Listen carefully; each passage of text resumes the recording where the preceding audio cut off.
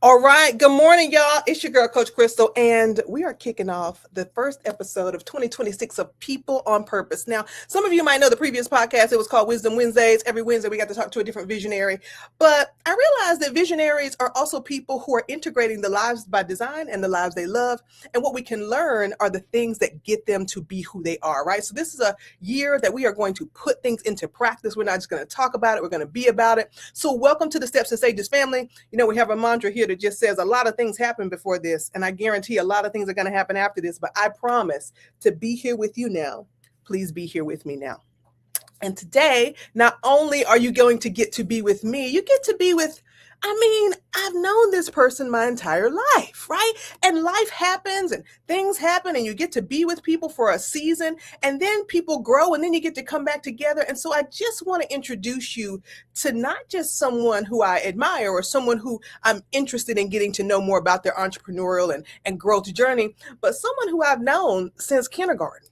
Yeah, we were in the same carpool, grew up in the same neighborhood. I want to introduce you to Carlena Mills Davis, who is the proprietor and talent behind Spilling the Sweet Tea. Welcome, Carlena. Good morning. Good morning. Good morning. Rolling Pines is in the building. Rolling Pines is in the building. Listen, we got a lot to talk about, but I want to tell y'all some of the things I'm going to have to stop and clarify. Okay, Rolling Pines is the name of our neighborhood. We are from Kinston, North Carolina. It is a town that has been an all-American city. It has been one of the towns where middle-class Black excellence has been able to thrive for many years. In the past few years, past couple of decades, the town itself has recently figured out or felt a decline due to similar situations of cities all across the country, right? Economic decline, factories pulling out, succumbing to food deserts or lack of jobs. And so what we're here to do is not just talk to you about our individual journeys, but our collective journeys and how the space in which we grew up made us who we are. Yep. Right. And so we have to pay homage to the K-Town in the building. Carlena, welcome to People on Purpose. It's so good to have you here. Thank you for having me, sis. No, it's my pleasure. I'm excited because we were talking a little bit offline and background on TikTok before this that, I've had a little bit of a non-traditional life, well, a lot of bit of a non-traditional life for a very long time. Mm-hmm. And so when I see people who I know move into the entrepreneurship sector or lean into building a life by design or pivoting from that responsibility paradigm into their full purpose, I get excited. Mm-hmm. Okay? Because I know it's not easy to do later on in life, right? I help my clients all the time let go of the sense of safety and move into alignment. So tell us a little bit about the backstory between Spilling the Sweet Tea, Carlena as a woman, and now as moving into an entrepreneur as a wife and mother. Yeah, absolutely. So Spilling the Sweet Tea started as a food blog back in 2017. I didn't start creating food video content or food content creator until 2020. As you know, my mama loved to cook and I always was in the kitchen with her. So I learned to cook at an early age and I always cooked, but I didn't start sharing recipes until I started this food blog. But it wasn't until the pandemic hit, right? And my bonus daughter came to live with us where she showed me how to use TikTok. I'm like, well, how are these people doing these videos, Tiff? What's going on? So she showed me how to use it. My first video was just me and Maya playing around, changing clothes. Wasn't cooking a thing. But then I started cooking and showing people how to make the food we grew up on. The chicken pastry, smothered pork chops, the hush puppies. And people started following me and wanting to hear more about the memories on a plate that my mother created for me. So it started in 2020, and the whole time I was working a corporate sales job. I had been in sales since 2002. So selling everything from payroll to education and most recently compliance training. So I had been doing TikTok and social media and cooking online and working and being a mom and being a wife. And I sat here at this desk on October 2nd, sis, on my day off. Okay. You remember from Friday? Right. Your day off. I had taken a day off and wasn't even paying attention to my phone for like 2 hours. And I'm like, why I got a Teams message? They know I'm off. Why are you texting me? Why are you emailing me? Right. So I called a coworker and he was like, they laying people off. They calling you probably let you know. So I responded, and in like 30 minutes, it was the RVP and the HR. Mhm. Sorry to let you know, your position was eliminated. And in that moment, and this had happened to me in 2022, right? Okay. I had been through this in Mhm. 2022 and immediately started panicking. I gotta find another job. Gotta find Yeah. another job. Mind you, I Yeah. had started this whole food content creation journey in 2020, Yeah. 2020. Yeah. As soon as I got off the phone, and I was recording it, right? I was like, because I already knew what time it was. I was recording myself going through this process. I said, you know what? Spilling the sweet tea, going full time Yeah. in that moment. And I Yeah. made the pivot October 2nd. And when Yeah. I tell you, God has blessed me immensely. Yeah. These last 4 months, I have been doing this full time. It has been amazing. Yeah. It Yeah. has been amazing. Okay, let me clarify something real quick, because some people miss the opportunity for alignment because it's not the right time for them. Right. Right? So I often tell my clients, listen, if you say no to the opportunity when it comes up the first time, you don't Hmm. get to say when it comes back. Right. Now, luckily, it only took for you 3 years for it to come back. Hmm. For many people, it never comes back in your Never lifetime. comes back. Right? It Yep. comes 30, 40 years go by, you still don't have it. So, number one, let's just mark some of this for people who are learning to build the courage of their own understanding. Okay, number one, Hmm. if a door opens and you say no, you are saying no to you, not the opportunity. Correct. So in 2022, when Carlena got laid off, boom, we could have hit this, we could have hit the gas then. It just Hmm. didn't feel right. Mm-mm. Right? Didn't feel right. This time felt like enough momentum, right? You knew what you were getting into, and you had some practice. So Hmm. the goal for me, for people who are listening here, is to start practicing your vision now, so when the door opens, you don't have to delay your own growth. Okay? Yep. All right. So from October to now, tell us some of the amazing things that have opened up for you. Oh my gosh. From October to now, first I landed a brand deal with Safeway, which is our grocery store here in the Yeah. DC area. So Mm-hmm. I did a Thanksgiving campaign with Safeway. I landed a brand trip, my first brand trip ever, Yeah. going on a cruise in November with Bobby Flay and friends. So various chefs from the Food Network will be on this ship. It's a Mm-hmm. whole cruise dedicated to food and cooking demos and wine tastings and things like that. Yep. So they basically hired me to promote the cruise, right? And I'll be going in November with my daughter and my husband Yep. and creating content on the cruise. So I was so excited about that. I hit 100,000 subscribers on YouTube. Whoop. So I Yep. literally, once I decided I was going to really focus on YouTube, it was 2025. Yeah. So that was my goal before the end of 2025 to hit 100,000 subscribers on YouTube. I Yeah. did that. I think it was like the 10th of Yeah. December or something Yeah. like that. Yeah. And then last week I launched my second cookbook. There you go. And I didn't start creating the cookbook until the day I got laid off. I Mm-hmm. had the vision for it, right? Yeah. I had a name for it because I had Uh-huh. started the series in August. Stuff just comes to me, Chris. I mean, it just comes to me. And I literally was like, and I've been showing people how to make copycat restaurant recipes for a while. But Yeah. most people know me on social media as like their Southern auntie that makes, Southern food. Right. But every now and then I include, the pizza puffs from Little Caesars that went viral, or Right. the Nashville hot mozzarella sticks. I'm like, I can Right. make that. I can make Uh-huh. that. So I had started a series in August Right. and turned it into a cookbook because I really feel like people don't understand, in this economy, baby, you need to cook at home. We were just having Nice. a conversation. Did we not just have a conversation Yes. about, I came in from Ghana, was like, I can't go nowhere. I opened my freezer. There was pasta, Mexican lasagna. Right. You gotta. Yes. Yeah. And see, that's how we grew up. Deep freezers Right. in the garage. Right. Okay. Right. So, and I think that in this economy and in this time that we're in, more people need to understand that, Yeah. right? Stop Yeah. eating your paychecks and cook more at Yeah. home. So Yeah. I was able to, from the time I got laid off until last Thursday, write the recipes, the introduction and the acknowledgments for the cookbook, and, Mhm. have a photo shoot and do all of these things to launch this new cookbook, Right. because I wouldn't have had time to Correct. dedicate to it had I been sitting here selling compliance training. Correct. Right. And let's just be clear, right? We spend time and money every day. Those are the two most important currencies that we actually agree on. Yes. And I'm being clear that that's what we agree on, because there's other currencies out there like gratitude and love that we just think are extra and peripheral to the money and the time, which that's a whole nother get your mind right calibration. Okay. So, Very true. right. So this idea that when you own your time, you own the dedication to the blueprint, right? Because a lot of times we're waiting till you get off work and you're too tired. We're waiting till the kids get out of high school. We're waiting till the money look right. We're waiting till people say it's okay or we get enough followers. We're waiting on something that is external when the gift is coming from the internal. You can't, delay the gift and think the success will match up. Exactly. Yeah. Now let's talk about this, because I think, I want to draw this parallel between food and nourishment. Okay. Because where we grew up, people be like, oh, that food is unhealthy and this and that and blah, blah, blah, blah, right? And what they don't understand is that people were 102.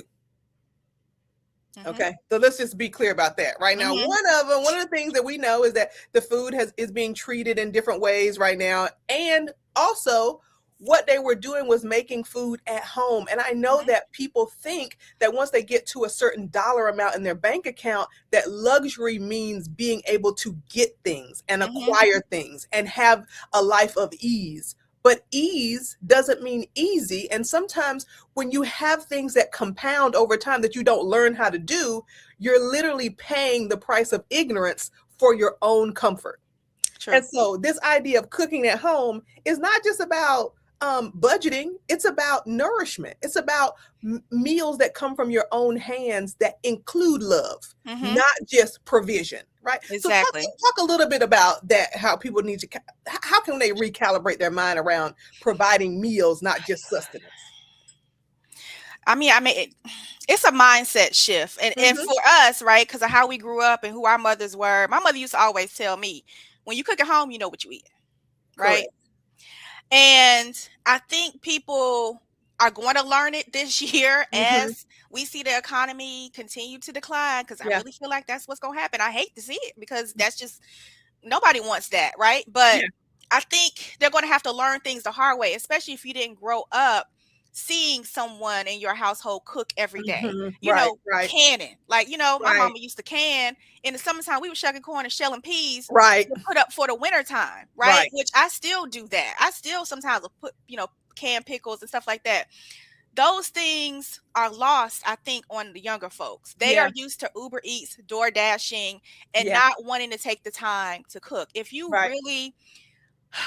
meal prep, or if you really want to figure out what you're going to eat for the week, just take the time on Sunday to really map it out. Figure out what your groceries need to be. Right. You can cook at home. There's crock pot meals. There are so many different ways that you can prepare food where you don't have to order out. Right. Correct. So I think it's going to have to come from a mindset shift that is, for some people, I ain't got it.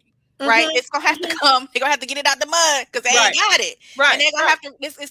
It's gonna be a hard reality for a lot of people. So that's also my mission in doing this, is to let people know. I have so many videos, and I'm ready to stitch and get out there of things that are happening in these restaurants behind the scenes.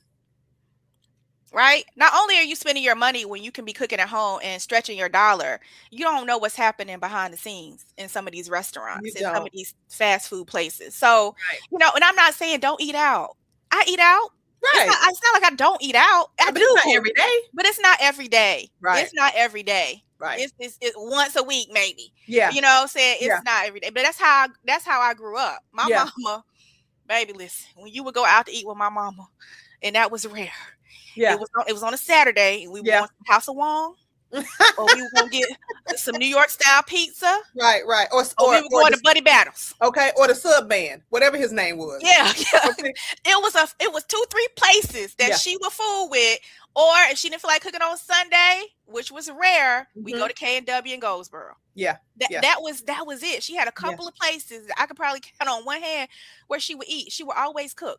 Yeah. And I'm going to say this because she just passed away, but my dear Aunt Carolyn, honey, who fed all of Lincoln Street for 30 years. And I was like, Aunt Carolyn, how you make that? I don't know.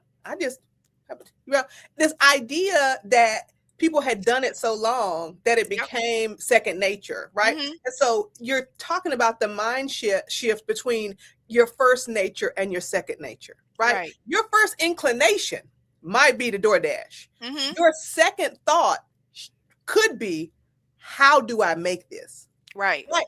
And I would say even the underlying motivation to that beyond how is what would nourish me, right? So when we talk about vision, we're not talking about a plan because plans shift, right? Mm-hmm. You had a plan to stay at this job and wait Yes. till this happened, right? The plans shift, but the vision allows you to flex inside that shift so that you don't lose any momentum, right? And Right. so if, right, even in some of my quadrants of my own vision, I've had the idea that like my mind, so here's my physical vision for myself, right? Because some people like to put a number on it and the weight and all these kind of things. But I've been in the industry of dance for so long that I know that that's not healthy.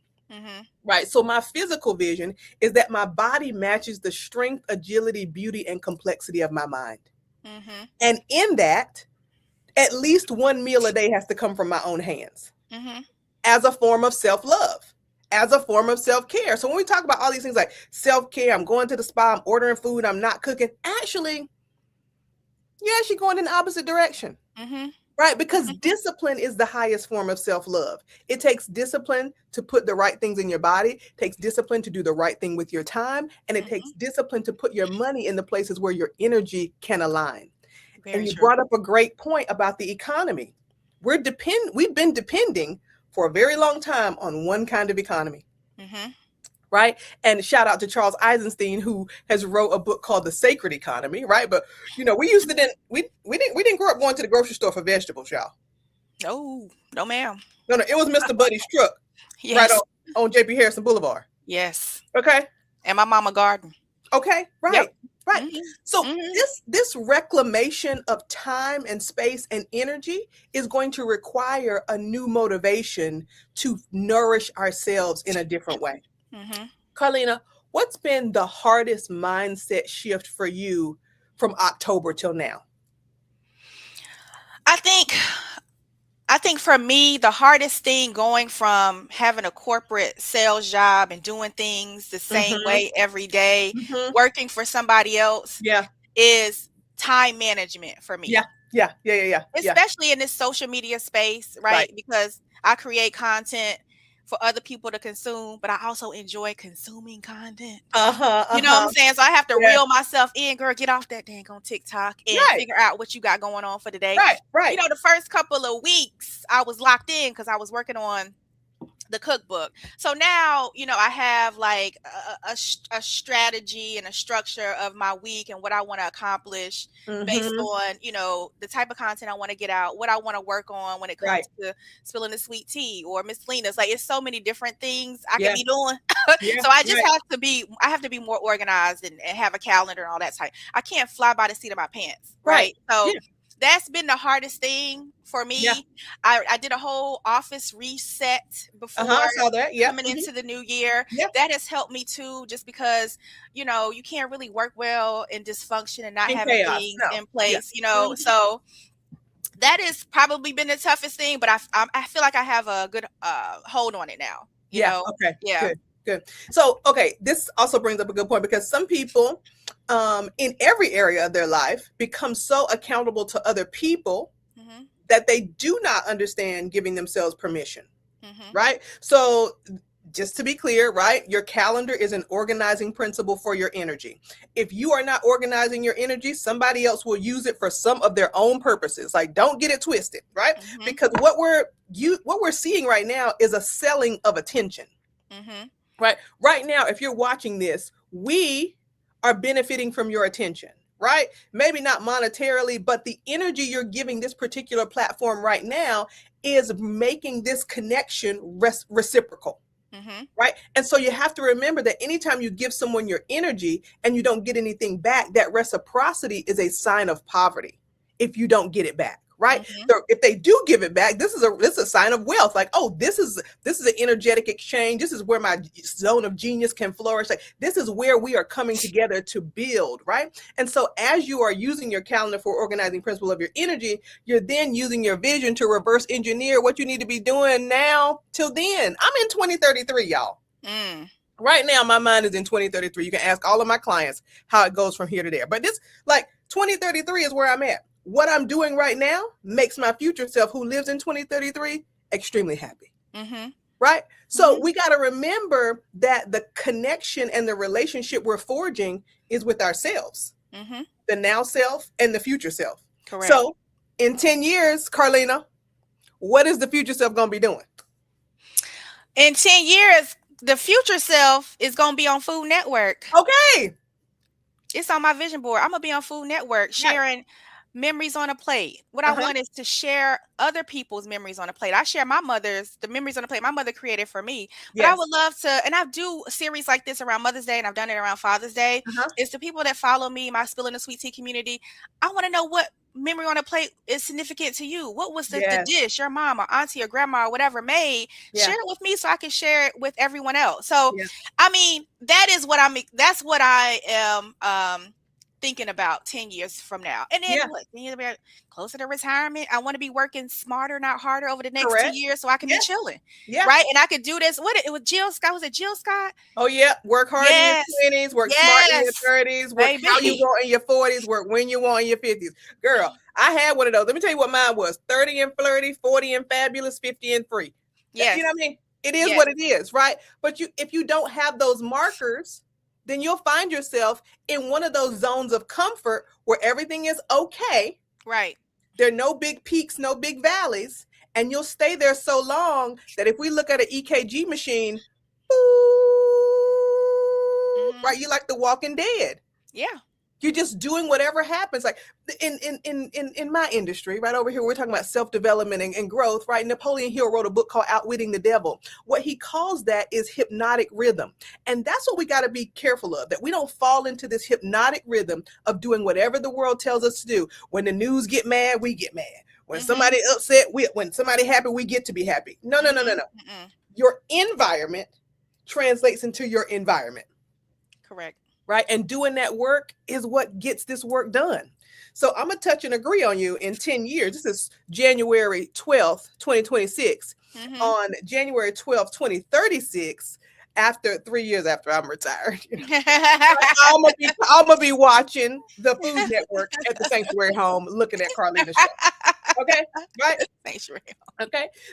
So the last thing we do before we let people go this morning, because I know some people have to get back to work and we do not want you to get written up, but we do want you to leave here inspired. I want you, Carlena, to just think to yourself, and regardless of circumstance, situation, or condition, you're going to be on the Food Network. Just for 1 second, tell us everything you're going to love in that moment about where you are. I'm going to love the fact that number one, I'm honoring Shirley Mae Miller Mills. The reason why Spilling the Sweet Tea exists is because of my mama. Yeah. And I say that all the time. This whole brand that I've built is the essence of my childhood. Yeah. Right? I can't be here without her. Yeah. And then also my daughter. I want her to see everything that she's seeing her mama do every single day, which is what I did, which is what you did. Right? And know that anything is possible. Yeah. That's what I want. I want her to understand that anything is possible. You put your mind to something, Maya, you can do anything you want. And look how your mama has shifted and changed the trajectory of her life based off of things that happen, you know what I'm saying, throughout her life. That is really, if I could do that, I'm good. Yeah.